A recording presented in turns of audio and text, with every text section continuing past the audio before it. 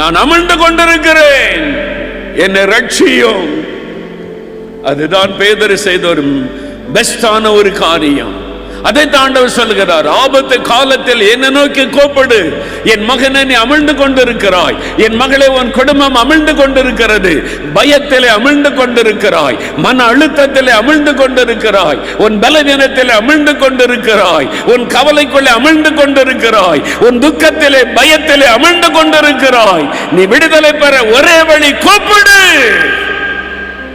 ஆண்டவர் சொல்லுகிறார், என்னை நோக்கி கூப்பிடு. பேதுரு கூப்பிட்டார், ஆண்டவரே ரட்சியும், ஆபத்தான நான் மூழ்கி கொண்டிருக்கிறேன் ஆண்டவரே. வேதம் சொல்லுகிறது, உடனே இயேசு தம் கையை நீட்டி அவனை பிடித்தார். இம்மீடியட்லி. பேதுரு முழுவதும் மூழ்கி போகவில்லை, அமிழ்ந்து கொண்டிருக்கும் பொழுதே இயேசுவின் கரம் பிடித்து விட்டது. நீ அமிழ்ந்து போக அவர் விட மாட்டார், நீ அழிந்து போக அவர் விட மாட்டார். இயேசுவே என்னை எப்பொழுது கூப்பிட்டாயோ அவருடைய கரமுன் அருகிலே நீட்டப்பட்டு விட்டது.